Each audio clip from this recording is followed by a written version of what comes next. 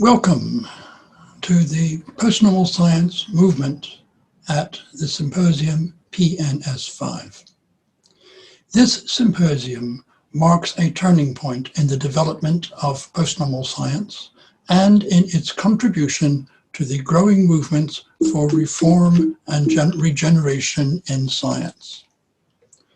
Crises like COVID-19 will cause a rapid development of tendencies that had been maturing for some time. The public awareness that natural science could have social problems got a big stimulus from atomic and then nuclear weapons. Then the environmental crises from the 60s onwards fostered the development of movements of criticism and resistance, mainly focused on particular issues like pesticides and nuclear power. Social scientists joined the fray later, showing that scientific knowledge is not pure and unconditioned.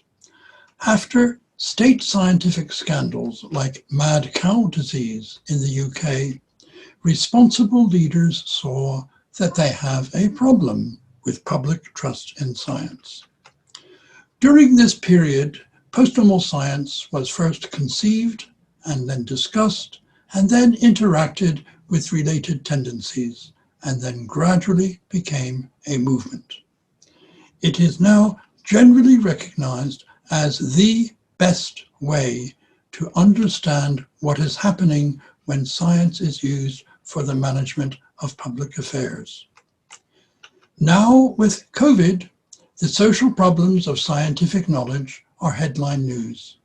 Professor Tricia Greenhalgh at Oxford has described how the scientists with, I quote, their flawed assumptions, their premature conclusions, their academic rivalries, their political allegiances, even their private lives, have become the scientific story of COVID-19.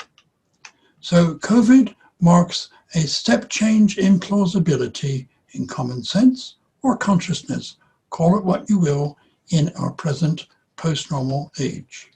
The public relations of science and public trust in the productions and claims of science will not be the same again.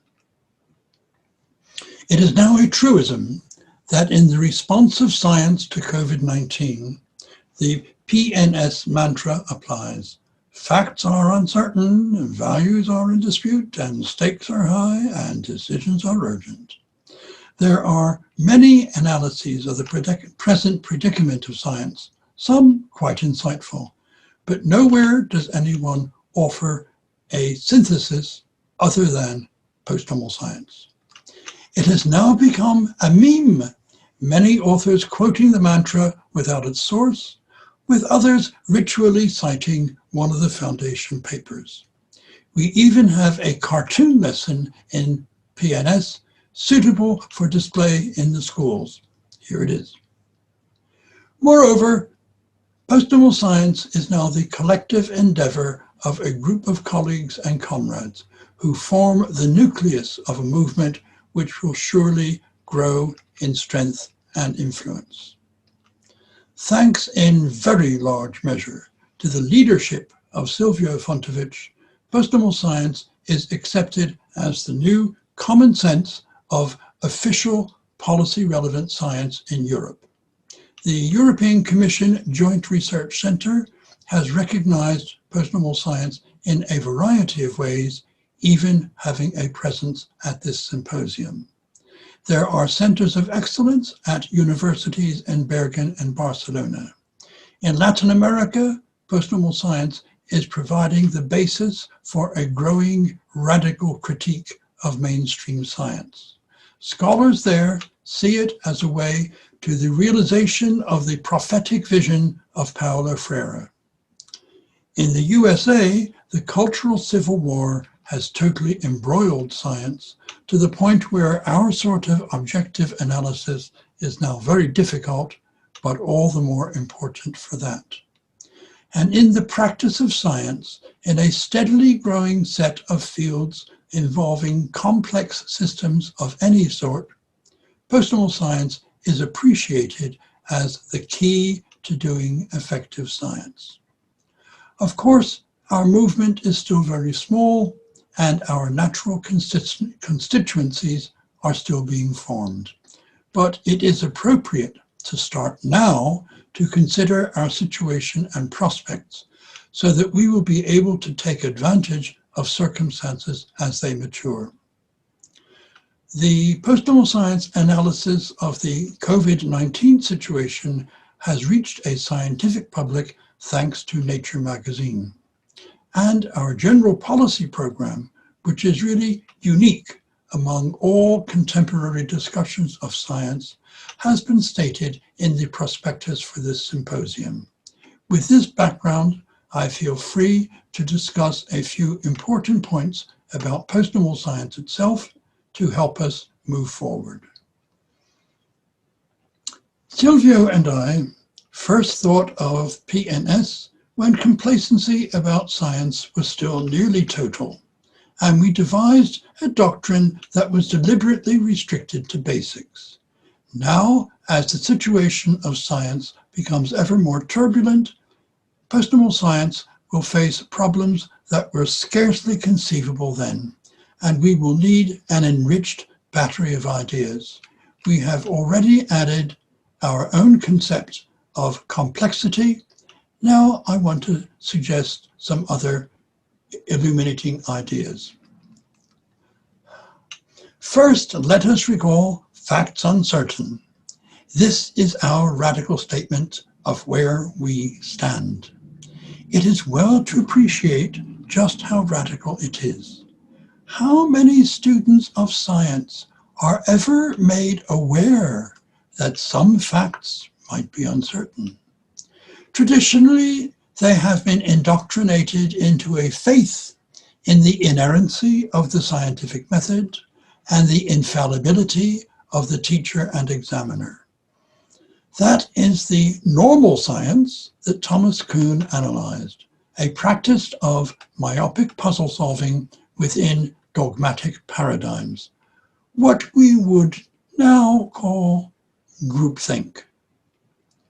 Our proclamation is a direct challenge. We do not say that Kuhn's model of science was an inaccurate description, but rather that this normal science is now inappropriate for the new tasks of science. Post-normal science is a reminder of how much must now be unlearned by trained scientists in order that they can make a constructive contribution in these post-normal times. Post-normal science has proposed that in policy-related science, quality has now replaced truth as the guiding principle. It seemed to some critics that we were thereby discarding objectivity and integrity in favor of political correctness. We had a general defense, and that is that any scientific demonstration that depends on probabilistic analysis has already surrendered any claim to absolute truth. And all research that deploys statistical tools involves probabilities. Hence, simplistic truth is obsolete as a guide to practice. This PNS principle has become explicit in debates on policy-relevant scientific issues. We find that they all focus on quality of arguments, perhaps supplemented by consensus of experts, rather than on some simplistic truth out there. But of course, science depends on the truthfulness of its practitioners, otherwise corruption sets in. But maintaining personal truthfulness in a world of uncertainty is a requirement of any citizen, not merely scientists. Next, we apply our PNS perspective to the social institution of science itself. Generations of publicists, scholars, and educators have projected an image of a rather isolated activity practiced by otherworldly men dedicated to the discovery of truth. Now, It is more realistically understood as STEM, that is science, technology, engineering, and medicine. A very large-scale, industrial-scale enterprise justifying itself by its various impacts. It has a great variety of functions, but it lacks institutions either for participatory internal governance or for effective external scrutiny. Recently, it has been generally realized that this socio-technical system is not immune from the problems that afflict the broader society. These include discrimination and oppression of all sorts of vulnerable people, as well as manipulation by external interests, be they governmental, commercial, or ideological. We may now speak of society in science to emphasize this deep change in the self-awareness of the scientific community. Of direct concern to us in PNS is the changing polity of science. Increasingly, the social structure of science has become that of a gig economy.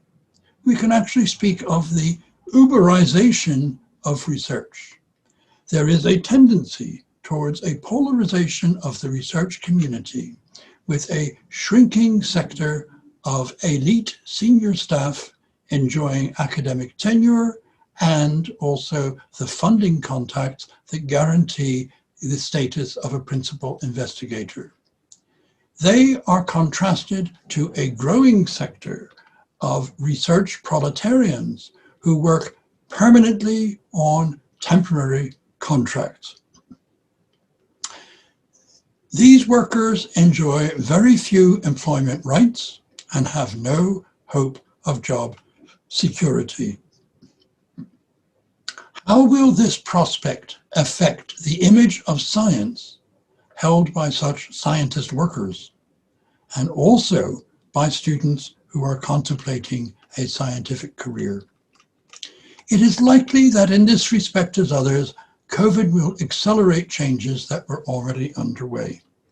How will the authoritarian politics of knowledge in the classroom and in the lab continue to be accepted when so many comforting assumptions about science are patently inapplicable in modern times, and also when information has broken out of the constraints of the ink on paper infrastructure? All these issues come together in the new status of mathematics. For many centuries, mathematics has enjoyed the status of pure, certain, and unconditioned knowledge. Even now, a mathematical argument carries conviction by its abstract form, even or especially if it is incomprehensible to the reader. But all that is changing fast. Mathematics has become problematic. Critics of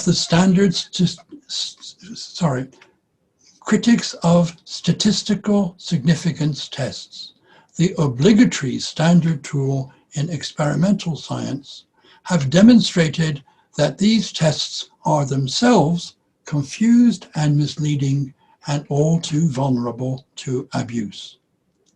Computer models and algorithms are now viewed with fully justified suspicion as reflecting the presuppositions of their authors more than the realities that they are claiming to simulate.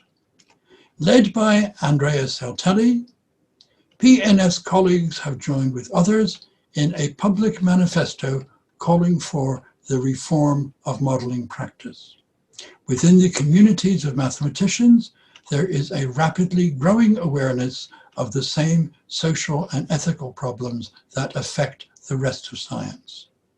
The obscurities and contradictions at the foundation of our mathematical sciences are now becoming patent. We could even say that for much of mathematical practice, the PNS mantra, facts uncertain, is now relevant and illuminating. The synthesis, or perhaps the perfect storm, is revealed in the crucial function of modern science, advice. For a long time, this was conceived as a simple task of scientists telling truth to power. It was always actually a case of extrapolating from the artificially simple, stable, and controllable world of lab science to the complex, messy, and fraught world of policy and politics. It was in connection with advice that PNS first became prominent, with a classic statement by Sir Peter Gluckman reflecting on the scientific story of the earthquakes in New Zealand. Here, Sir David Spiegelhalter has well conveyed the PNS message with his report that, and I quote, "When I hear a politician saying, 'We are following the science,' that is when I start screaming at the radio. You do not follow science because science doesn't tell you what to do. It is sitting there beside you, humming and hawing." Close quote. Thus we have a case where facts uncertain has arrived, and with a vengeance. So much for my survey of the present situation. Where do we go from here? If postnormal science is to be effective as a movement, we should engage now in strategic thinking. How can we reach our potential supporters? What sorts of constraints and contradictions must be anticipated? There's a very useful, simple heuristic widely used in organizational strategy. It is called SWOT, for strengths, weaknesses, opportunities, and threats. The analysis can be displayed in a 2x2 matrix. Here is the first shot at a SWOT analysis for PNS. For strengths, we have a doctrine, postnormal science, that has proved itself to be remarkably useful and robust, now providing understanding to a wide range of endeavors in and around scholarship, science and scholarship, and their governance. We also have a community of colleagues and comrades who have been remarkably, if not quite totally, free of divisions and squabbles. And with centers of excellence in Bergen and Barcelona, we have the elements of an enduring scholarly presence. Weaknesses are primarily those of a movement that does not yet have a permanent base of dedicated institutional support for its core activists, nor a significant body of adherents who can provide resources for ongoing activities and for expansion. But we should also note that its defining theory has not enjoyed continuous development through sustained criticism and dialogue. The PNS message still relies on papers that are a quarter century old. They were ahead of their time then, but now that times have caught up, they are in danger of becoming obsolete if circumstances alter rapidly. Opportunities lie in the rapidly growing movements for reform and regeneration within science itself. Within science, there are courageous movements of what we might call scientist citizens, some devoted to restoring quality, integrity, and openness to the research process. Others addressing inherited injustices within the scientific community. Still others concerned with the ethical problems of the applications of STEM. Within the IT sector, the initiatives to structural reform, such as open source, and to ethical commitment, in spite of all the obvious obstacles, are becoming an inspiration for the research science community.